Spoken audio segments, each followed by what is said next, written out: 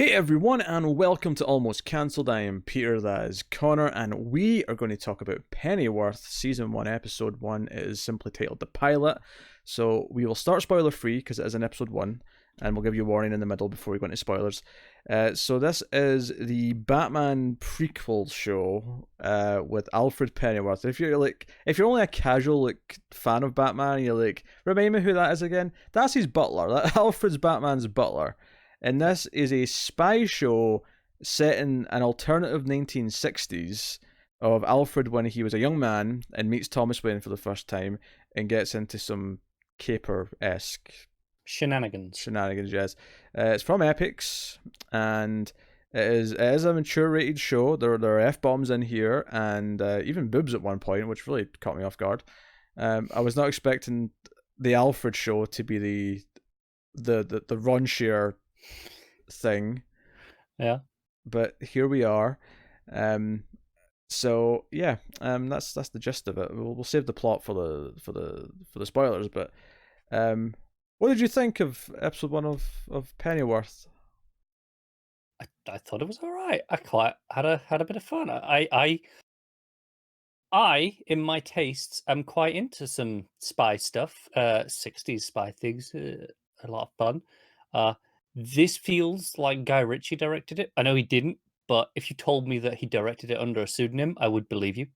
Oh no! We have to talk about the director because I nearly had a fit when the opening titles came up, and I didn't even see that he directed it at this point. I just saw his name in the executive producer credit. Was the name of Danny Cannon, and you're at home. You're thinking, who's Danny Cannon? Why does that mean anything to you? Well, Danny Cannon, just recently on the Atomic Cinema Experiment, our sci-fi movie podcast that I do with Tara, for the bonus episode that's exclusive to patrons a few months ago, we did the 1995 Judge Dredd, and I noticed the director's name was Danny Cannon, and I had a good chuckle. We made some fun of it. I said it was like a porn name, and we're, joked about the name. No big deal, whatever, moved on with our lives. Just a few weeks ago, the vote winner for the Screams After Midnight episode this month, which is the horror movie podcast that I did with Tim, was I Still Know What You Did Last Summer. And would you believe it? Danny Cannon was also the director of I Still Know What You Did Last Summer. So I learned in just over this month or so of time that I had seen 2 films by Danny Cannon, and it was someone whose name I'd never known before. So I sat down to watch Pennyworth, and halfway through the titles, executive producer Danny Cannon. And here's the thing, Judge Dredd and I Still Did Last Summer, 3 years apart, right? They're both mid to late 90s, and that was clearly when he was directing movies. I assumed that he was long retired or dead or whatever, right? And I sat down to watch Pennyworth, and Danny Cannon's name pops up. And of course I have to go digging. I have to make sure it's the same Danny Cannon. Like what's happening here?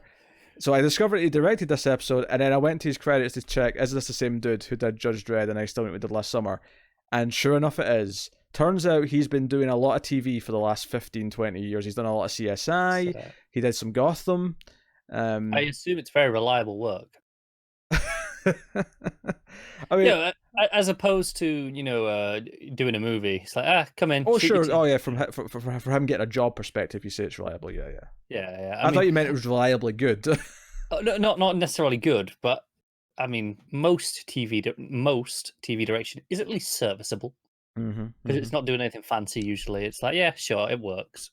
Yeah, so I had a good laugh about that.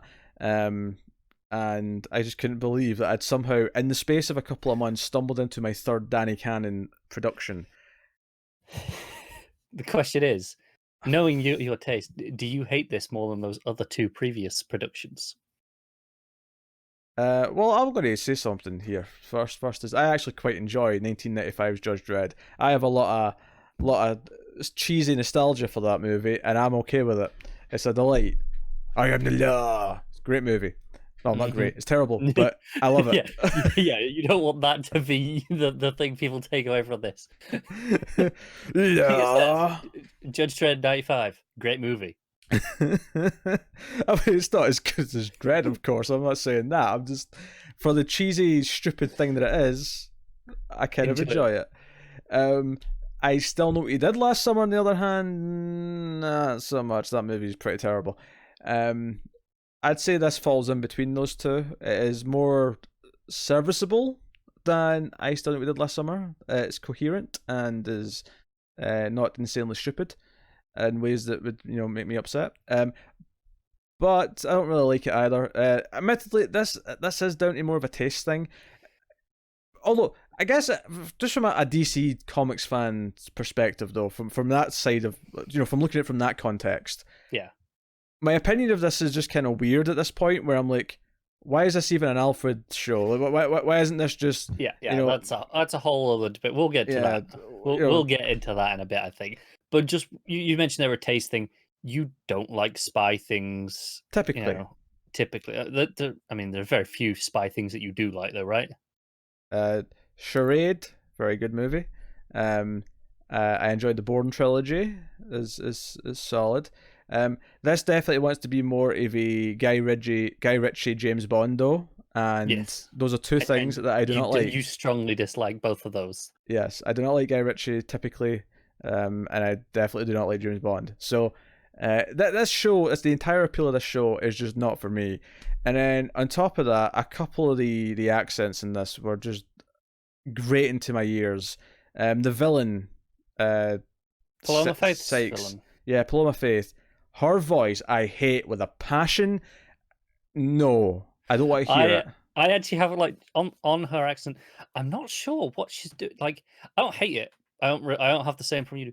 Like 90% of the time, I'm fairly confident she's doing a Derbyshire accent, and she's doing "Hey up me duck," all the common Derby phrases.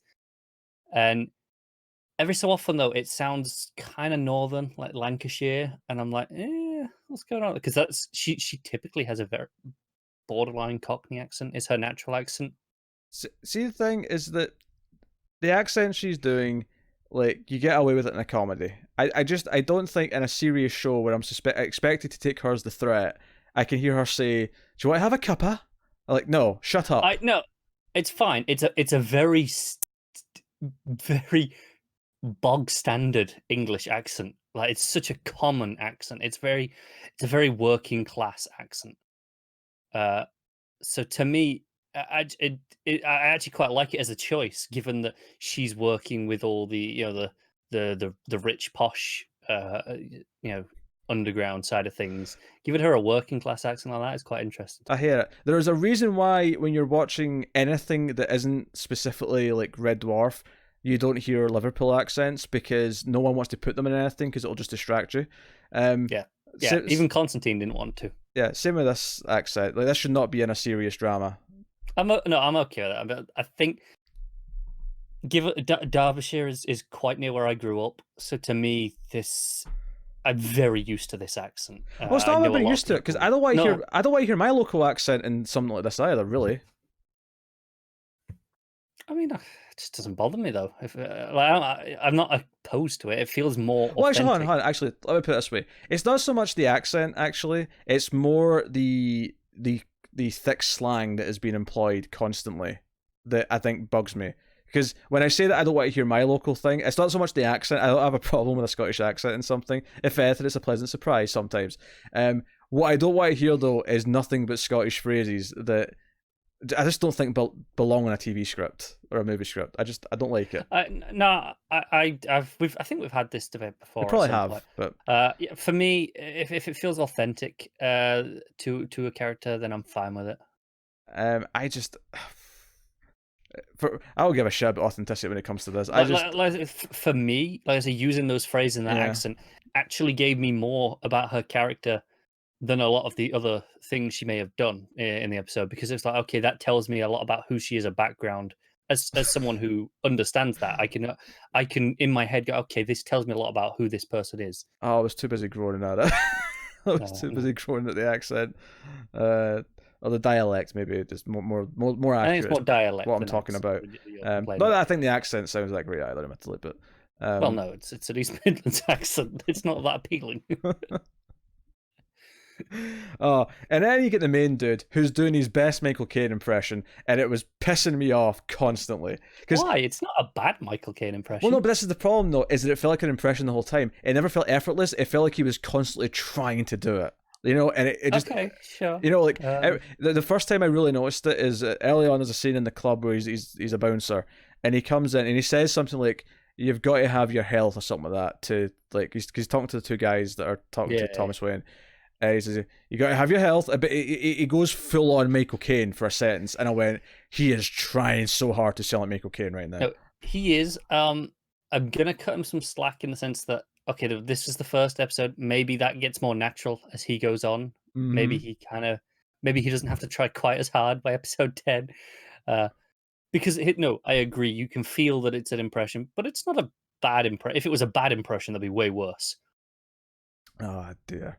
There's him, the villain, stuck out to me. There's a couple other examples, smaller, but him and the villain stuck out to me. Is Yeah, I them know just you're not really complaining about the Scottish guy. is playing up the accents. Well, I didn't really like him that much either. Because again, they forced a few things into his mouth that just felt like, oh, we have to point out that he's Scottish by having him say something Scottish, right? Do you know what? There was one that really struck me as weird on those things because he was talking about whiskey because that's like half of his dialogue.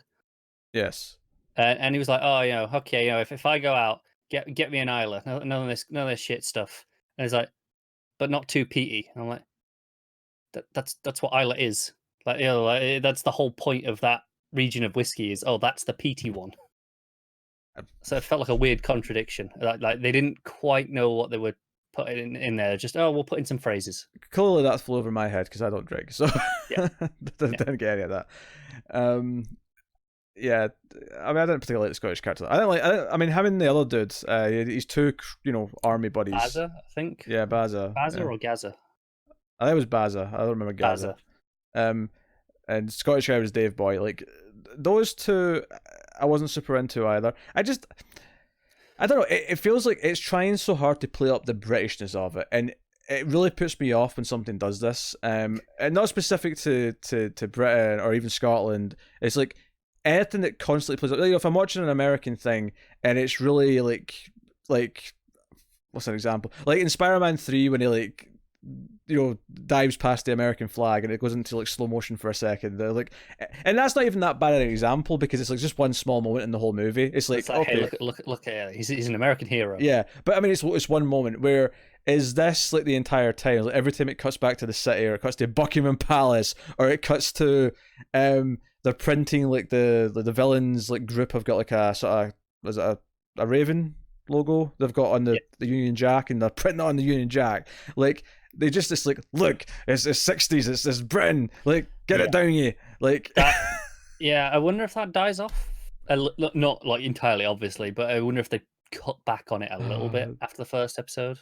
I don't know. I will agree that it does go pretty hard on it. Yeah, this was a concoction of everything I hate. I hate over like hamming it because I hate it with Scottish stuff as well. I hate when a Scottish thing has to reference Iron Brew, kilts, and something, like a bunch of Scottish things very quickly because it's like, oh, we're Scotland, because we have to mention all these things every time we talk and present ourselves to the world. Like that pisses me off. So it does that with Britain, specifically England, but Britain for the most part. It's a really pointless prequel because I don't understand why this has to be an Alfred show. Other than the fact that the name's Alfred and Thomas. Because one of the things that I thought by the end of this episode to myself is that I can't imagine how this Alfred becomes this Thomas's butler. I can't imagine for a second why he ends up serving him. That's fair. I agree. As a prequel, yeah, sure. If you took this exact show exactly as it is and just change Alfred and Thomas's names, I can see why it exists. Yeah, on its own merits. Someone just had an idea. We want to do a pulpy 60s. And they went, can we slap it onto any pre-existing brand for name recognition? Yeah, I don't. And then on top of that, I don't really care about spy stuff typically, especially not this type of spy stuff. This type of, Yeah, this was just not for you. No matter. It never was. No, it never was. And I don't think it's terrible. I don't think it's like, despite the fact that it comes from the director of I Still Know What You Did Last Summer, I don't think it's poorly directed necessarily. It's not amazing. There's nothing fancy about the direction, but it's solid. I do wish this first episode wasn't 70 minutes, just for the sake of not making me sit through 70 minutes of it. Yeah. And don't get me wrong, it's not like, I'm defending a lot of things here. I don't think it's perfect. I think there are problems. I think that the love interest in particular is rather weakly written, and the whole romance between her and Alfred, like, it begins and we're at the point of, oh, she's a huge part of his life in the space of about 45 seconds. There is a 3 week time jump, just to play devil's advocate, but I mean, yeah. There is, but it felt like, oh, okay, well, we'll just do that. It felt like, okay, we've got a 70-minute pilot, and we're not going to see anything of their relationship between these two pivotal points at the start and borderline end. Joe's weird. This isn't necessarily a problem in other things because I've definitely seen this done before and it works well enough in the right context. But there was a moment where they're having their kind of date where they've met each other in the park and it cuts to them having sex, and I just kind of felt like that it didn't. I don't know, work. Like I'm like, oh, we're there then. I guess. Like I guess the complaint I'm making is that the scene of them in the park didn't have enough chemistry that I bought that okay later that night they're going to have sex. Like they're already there. Mm, that's fair. If it jarred me, I felt jarred. Just something that I knew going in from previous, from interviews before it came out, Mm-hmm. is that the villain, playing Faith's character, Sykes, I believe her name was, um, also falls for Alfred's girlfriend. So there are a couple of moments in this episode where you can see kind of it going down that route with her, but I'm not entirely sure why. Yeah, that came out of nowhere for me. I was like, wait, what? What's happening? Yeah. Very, very odd. Yeah, it's not a terrible show. Like, this is a really hard one to review for me because I hate it. I hate it. But it's not bad. But it's not necessarily. I wouldn't say it's particularly good either. It's very middling to me. I think in terms if I'm looking at it kind of objectively. There was one or two laughs that I got. There was a couple of little jokes here or there that amused me. But that was basically it. I don't really care about his trauma from his time in the army. There's little flashbacks here or there, and those just kind of felt like they were going through the motions to me. That's fair. I didn't dislike his his friends as much. I like them working as a little squad. His little trio squad. I like those elements of it. Like kind of give him a bit of a support team there. I was okay with those things. Hmm. I just glanced at the credits. Martha Kane is appearing. She wasn't in this episode, but there is going to be a Martha Kane. No, I was aware of that going in. Yeah. Just on the concept of it being a prequel, and we're going, how the hell does it get to this? Is Michael Caine, as Alfred looking after Bruce, right? Yeah. Thomas Wayne has a sister. And she never took Bruce in. Yeah, I mean, don't be wrong. Something could happen to her. There's years yet. There's decades yet.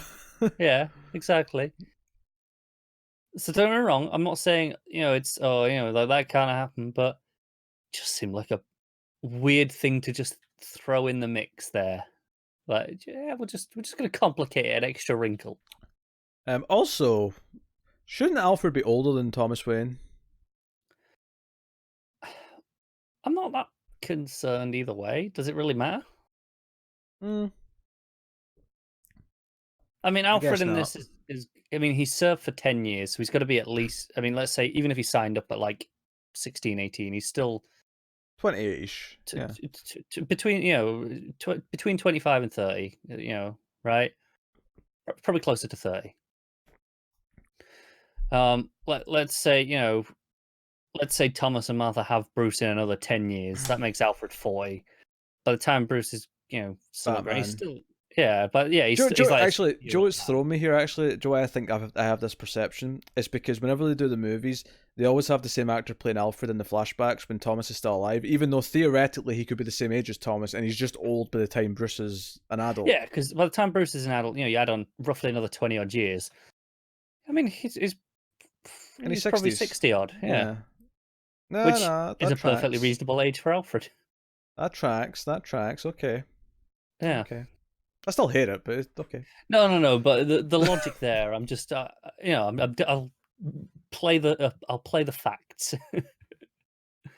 I mean, the So episode, I'd seen someone else mention that as well. And I'm like, uh, yeah, it doesn't bother me. and the episode opens with like on horseback with the red jackets, and I'm just like, And what was oh, as Painted Black was playing.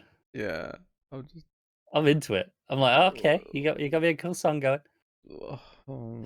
There was actually a really odd choice of song in the club because it was Back to Black, but it was the Amy Winehouse version. Mm-hmm. And I'm like, okay, and this is like in the scene being played. This wasn't just external music. This was in the played in the club. I'm like, okay, I know this was a cover, and the original may have been around that long ago. I'm not entirely certain, but I mean, this was a early 2000s cover, I think. So it felt like a very odd choice to throw in. I mean, that to me says they just don't care about that, and they're just going to use whatever they want. Maybe, but it stuck. It kind of threw off the whole vibe they had going, and it just threw me when I I never heard it. noticed because I wouldn't recognize that song, so never Fair even enough. clicked for me. Yeah, fair enough. Um, Nah, I guess we'll give the spoiler warning so we can talk about what happens in the episode. So full spoilers for the episode. Um, yeah. So I mean, the plot. There's a bit of romance at the start. But then she breaks up with him because they have one really bad like sort of meeting with his parents, where she meets his parents at dinner for the first time. Yeah, his dad's a bit of a dick. His dad's awful to her. Makes her real. I was kind of mad at her after this. That because they get outside right after his dad's a dick and kind of points out, oh, your dad's like a. I can't remember what he was exactly, but he was upper class. She comes from an upper class family, and they're not.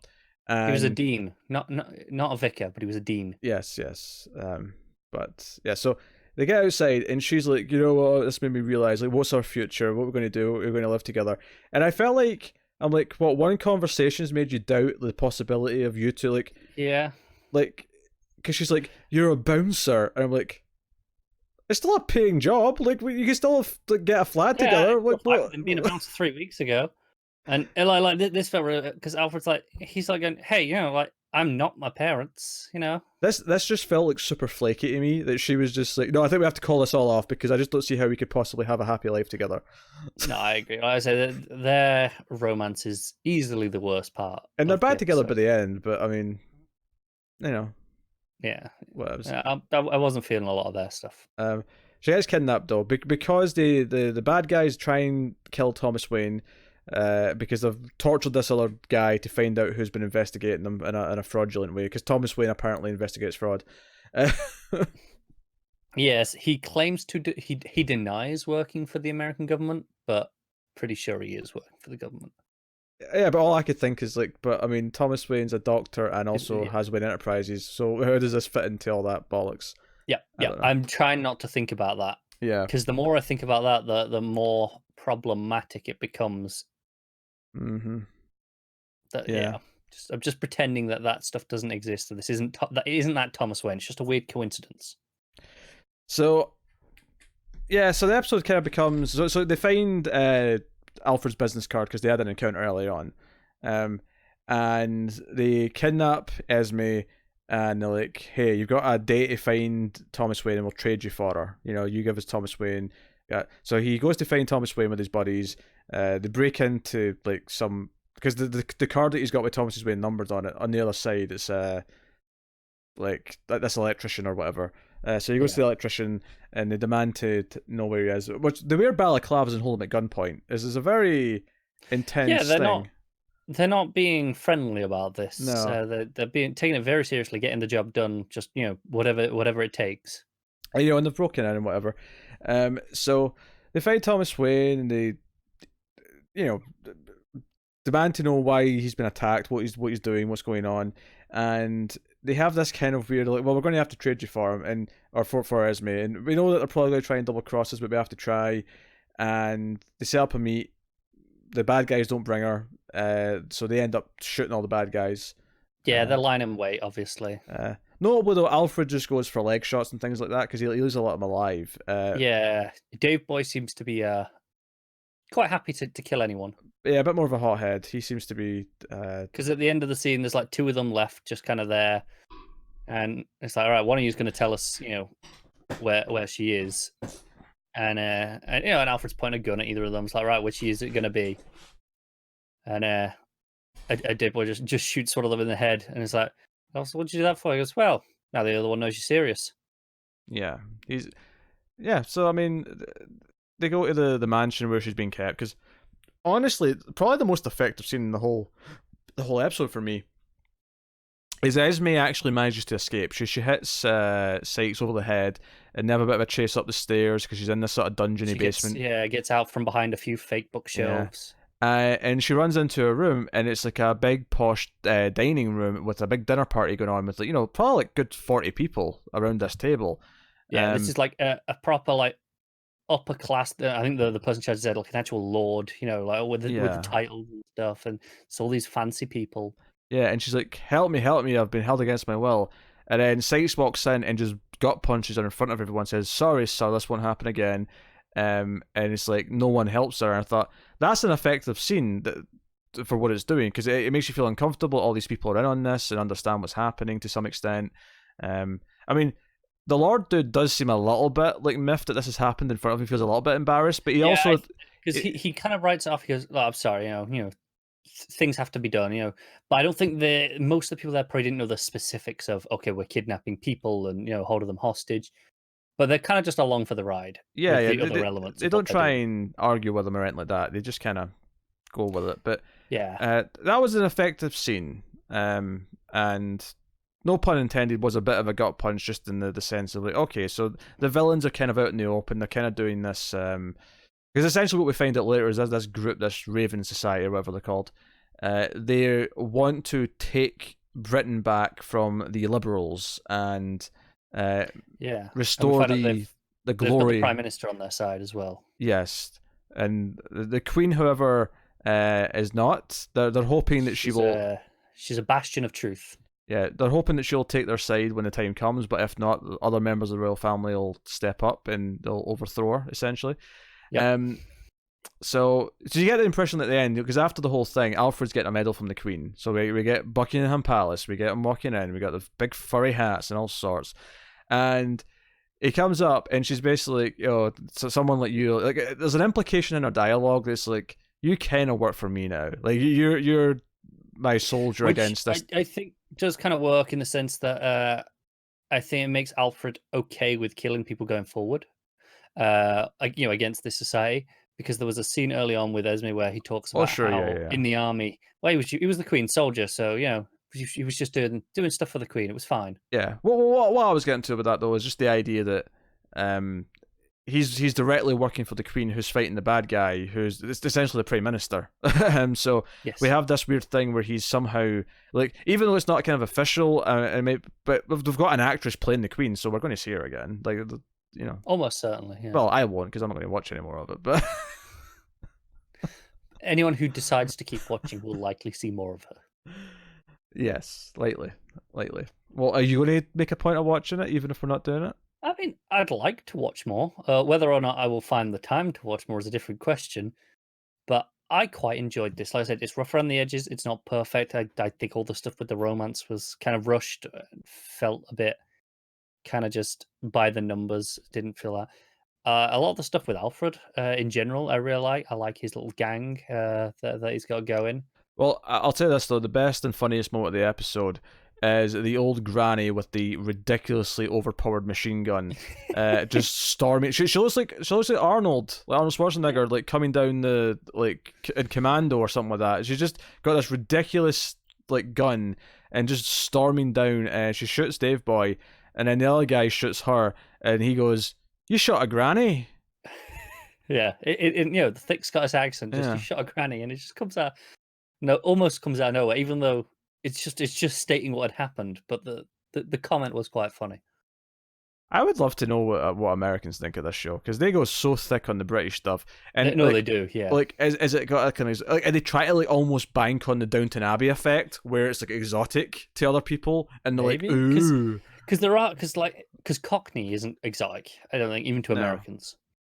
So that kind of rules right. And Alfred is full Cockney, so that rules him out. But you know, Esme's probably more what you would what people would consider an upper class, London English accent to Americans, right? mm-hmm. Kind of very borderline neutral to us.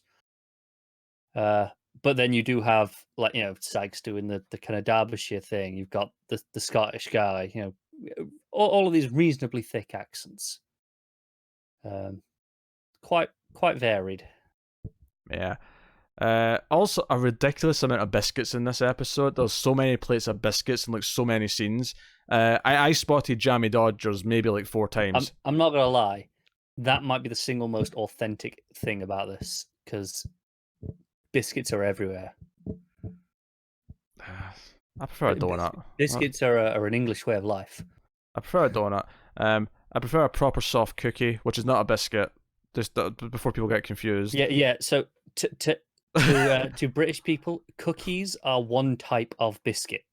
Well, kind of, yes. But here's the thing. I would argue that the only cookies that are actually biscuits are the hard ones you get in the packets that the biscuits are also served in. I would argue a nice soft cookie that you get out of a baker or anywhere that serves a nice soft cookie, I don't really think of that as a biscuit. Not really.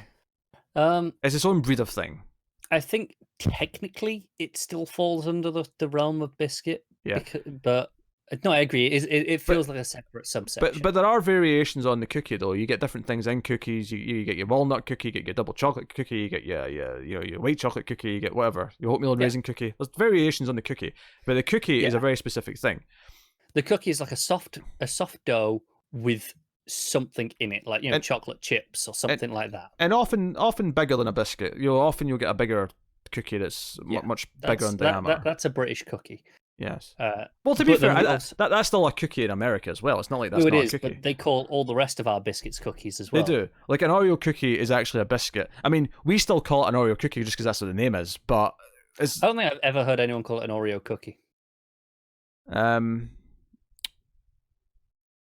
It would just be an Oreo. I mean, okay, sure, yeah. Most of the time it's just an Oreo, but I'll also never hear anyone say an Oreo biscuit. No one ever says that either. I mean, in context, someone might go, "Oh, do you want a biscuit? Oh, what do you got?" Well, I got Oreos. Sure, but no, yeah. No one walks around saying the Oreo biscuits. No. But I mean, usually with most biscuits, you don't need to say biscuit after them either. No, that's true. Oreos are nice though. I enjoy them. I'm not a fan, but I don't really like chocolate flavored anything. Oh no, it's the cream in the middle that makes it good though. No, I don't like chocolate biscuits, chocolate cake, chocolate ice cream. You don't really taste chocolate with an Oreo though. No, but it's still like it's all mixed. The powder mixed in. I don't like it. Like I don't like bourbons. Don't like those either. Connor does not like Christmas or chocolate. He is a heartless bastard. I really don't have a sweet tooth. Like I really don't. Wait, you literally said to me like last week that you have a candy bar with lunch like every day. Yeah, a small one, like a fun size pack, like you get little bite size ones. Yeah, but you telling me that's not chocolate? No. I can eat chocolate itself. I can't eat chocolate flavored anything. But even chocolate, I only really have in small amounts. I don't have like a big bar like most people would. Okay. Fair enough. Anyway, I don't know. Before British people pull me up, I said candy bar because I'm used to translating. All right, like I try and keep these accessible to everyone. Which, in the context of this particular episode, is a bit weird though, because everything's ultra British. Yeah, basically, if you didn't understand, if you just said, "Oh, it's a chocolate bar," right, instead of a candy bar, basically you'd be screwed trying to follow this episode. Probably, yeah. It would sound like a lot of gibberish. Yeah, because they go so thick. Well, at one point he's like the old Bill and things like that, or like, and all of it feels very natural in the sense that it's all things people would say. Like it doesn't feel like it's fake things that they're putting in. It's not it fake. Just feels like there is a lot of it. It's more the quantity. Like sometimes they'll say like sayings like that like 3 times back to back, and I'm like, whoa, okay, you're really going out your way to. I think the only reason that it feels so weird, at least, is that it's 2 reasons. One is that it's attached to Batman, which is inherently American, and 2, it's from it's an American TV show.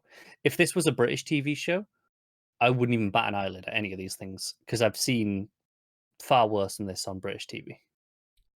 Okay, sure, but it would feel different though. The way it's shot would feel different. Like No, it would. It would. Yeah. like there's a different like when I'm watching No. Sherlock, it doesn't like which for the record does not use anywhere near as much slang as any of this does.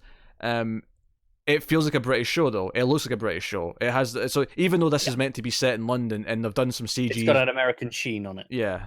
So it Yeah. has a different feel to it. No, it absolutely does. I think that's what makes all the British Saints feel a little bit weird because you're not used to seeing them in that context of what is clearly an American production. Yeah, it's odd. I don't know. The whole thing just makes me feel a bit weird. I want no part of it. Yeah, I quite liked it. I thought it was a lot of fun. I would be interested in watching more. Yeah. I got a good chuckle at the end. We have a fight with Sykes in Alfred's parents' house. Yes, yes. They're And, holding him at gunpoint, demanding Esme, but Esme just happens to show up anyway, so they're all there, Yeah, having a bit of a yeah. standoff.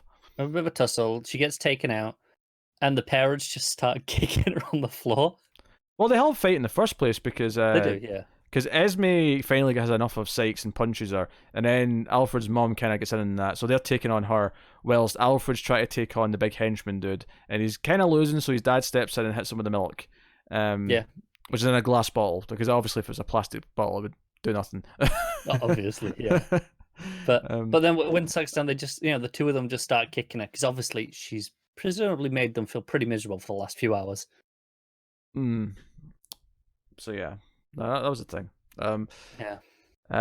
There's the odd touch of sense of humor that I appreciate, but other than that, I get nothing out of this. I was just counting the minutes till it's ending. If you like early James Bond films, if you like Guy Ritchie, I feel like you will get a lot of enjoyment out of this. Mm-hmm. If you don't like those things, stay away because this isn't for you. Yeah. Yeah. I have nothing more to add. It is not for me. But I know some people have liked it. The quality is reasonable enough overall that I see why some people are getting into it if you're into this kind of thing. But this is everything that I don't like. The only thing missing from this is Middle Earth to make me really truly hate it in every way, shape, or form. Can you imagine a Bond film, Bond 28, directed by Guy Ritchie, set in Middle Earth? That's like your worst nightmare. No. My worst nightmare is Tim Burton and Rob Zombie co-directing the next Batman movie. Or Halloween. Whatever one. Whatever one. What would you prefer? The a new Tim Burton Batman movie or a new Zack Snyder Batman movie?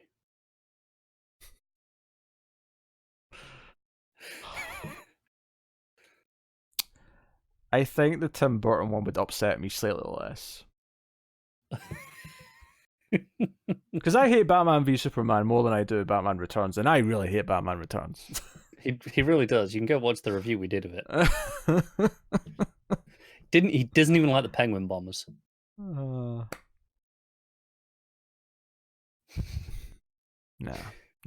Anyway, that has been Pennyworth. You can let us know what you think of the first episode in the comments below. And we are aware that they did put the first 3 out on their service early or with episode 1. I think they put the first episode out early, but we didn't have time to fit it in early. Yeah. And then as the first episode aired on TV, they put 2 and 3 up, I believe. Yeah, so we're aware they exist. I don't really watch them though, so doesn't matter. But it's convenient, isn't it? I'm just saying we're aware. So you can let us know what you think. Get us on the Twitters at mail_fuzz for channel updates. If you want to support the show and the channel and everything we do here, you can head over to patreon.com/mailfuzztv. We can support us for as little as $1 per month and get some bonuses, exclusives, and smaller stuff. You can, of course, contact us via email, mftvquestions@gmail.com. You can send us questions in there. Just in the subject header, put in what show you're sending a question for. So if it's for Comics from the Multiverse, if it's for Screams After Midnight, if it's for the TV news, just put that in the subject and then say your name and all the rest of it, and get some questions read out in some shows. But that's us. So yeah, thank you very much for watching or listening. We always appreciate it. Keep watching TV, guys. Have you got any vanilla?